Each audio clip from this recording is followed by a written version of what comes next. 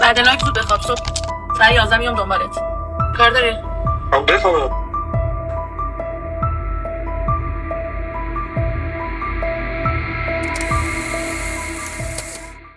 همراهان سلوی سودا، درود بر شما. جنگ این بار بین مهراد و سودا.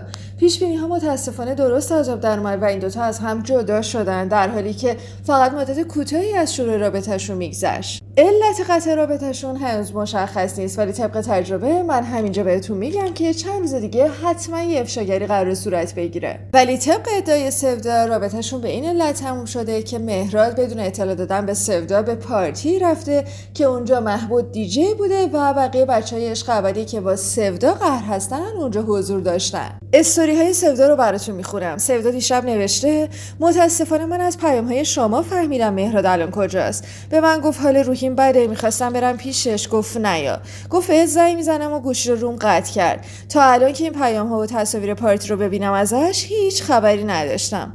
الان نه تنها دستم بلکه تمام وجودم داره از شوک و غم و حرص میلرزه و خیلی ناراحتم برای خودم. حیف من واقعا.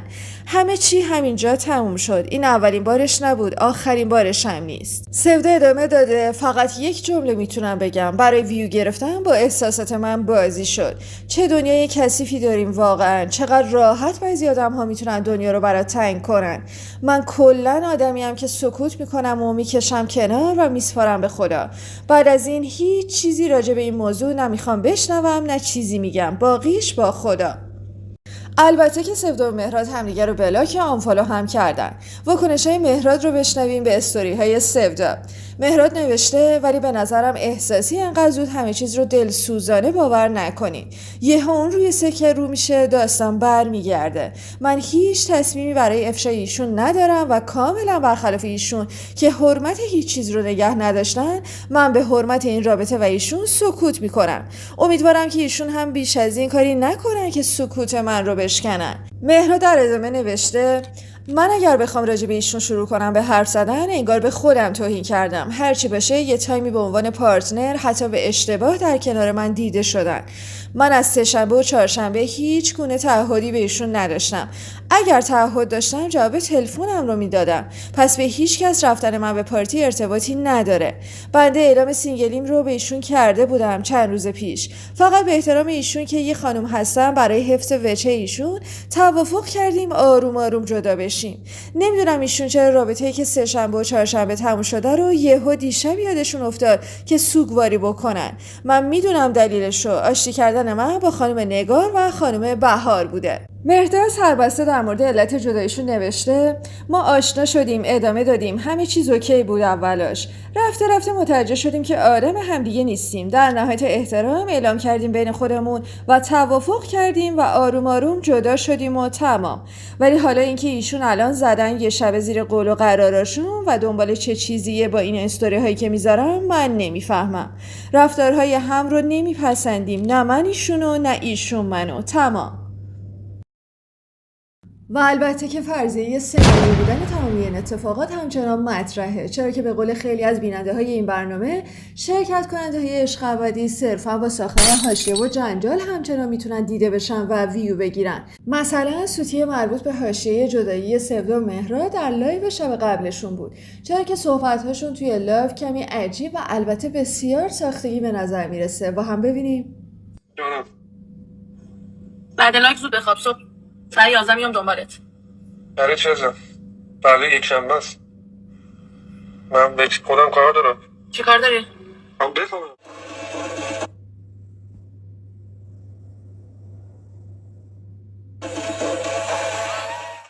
البته اگر این حاشیه درست کردن ها فیک و سیاه نمایی باشه، قطع به یقین یه جایی مشخص میشه. خب بریم سراغ لایو مهراد که چیزای جالبی گفته. با هم دیگه بشنویم. اصلی این برنامه از نظر من به عنوان یک بیننده و به عنوان یک شرکت کننده میدونی چیه؟ به نظر من شما اگه یک برنامه رو اسمشو گذاشتی عشق ابدی و افراد اونجا اومدن نیمه خودشون رو به عبارتی پیدا کنن، پس گذاشتن یک جایزه نقدی از نظر من شرکت کننده و من بیننده اصلا چیز قشنگی نیست. یعنی شما عملا بچه ها رو به این سمت و به این سمت و سو سوق میدی که آقا برو فقط یکی رو پیدا کن که تو آخر باش ادامه بدی و برنده اون $30,000 باشی. این بزرگترین باگ این برنامه بود از نظر من. یعنی شما اگه قرار عشق پیدا کنیم پس چرا برای عشق جایزه میذاری؟ چون وقتی جایزه میذاری باگ ایجاد میشه ناخودآگاه. طرف به هر قیمتی که شده میاد اونجا هر فیلمی رو بازی میکنه که فقط برنده بشه.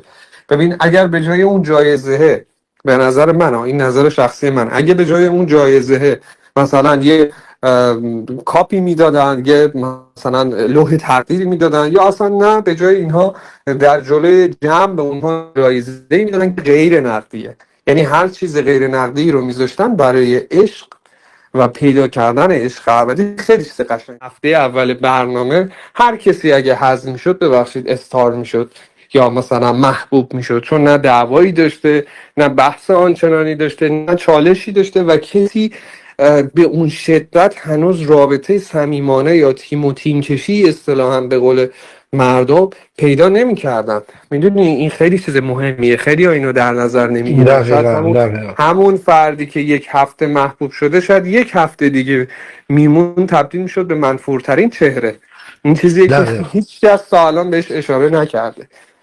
گفتم کارگردان تهیه کننده زیر گوش هر کدوم از بچه‌ها شروع میکرد یه چیزی گفتن، به این یه چیزی میگفت، به اون میگفت حالا آروم باش، به اون یکی میگفت تو حالا فلان کارو بکن و ناخودآگاه. و یه جوی هم وجود داشت، اینو دوست دارم حتما بگم، جوی که تو به هیچ بنی بشری نمیتونستی اونجا اعتماد کنی. یعنی تو حرفات رو هم نمیتونستی بگی، همش احساس اینو داشتی که هر لحظه یکی از این شرکت کننده ها با همون حرفه میخواد تو رو بزنه. اینه که تو تنها بودی ناخودآگاه. حالا یه سری با هم برنامه میشیدن اون یه بحثه، ولی به عنوان من تازه کار تنها چیزی که احساس میکردم این بود که من به شدت تنها و حتی حرفم هم نمیتونم با کسی بذارم، چون نه اون آدما رو میشناسم که اعتماد داشته باشم حرف من رو جای نبرن، و از طرفی فکر کن که مدام کارگردانم زیر گوشته و چون اولین کسی که بهش اعتماد میکنی کارگردانه. یعنی من ضربه ای که خوردم تماما گردن هیچ بنی بشری نمیندازم، تنها ضربه ای که خوردم از سمت کارگردان بود، چون فکر میکردم حرفایی که میزنه مثلا خوب منو میخواد و بچهای دیگه هم همینطور فکر میکردن حرفایی که بهشون زده میشه، بازیهایی که میخورن، فکر میکردن به نفعشونه، در صورتی که وقتی برنامه اومد بیرون دیدن که تک تک اونا به ضررشون بوده. ببین انقدر با درایت این کار رو انجام میدادن که نمی اومدن گروهی با شما صحبت کنن که آقا مثلا چرا این کار رو میکنی.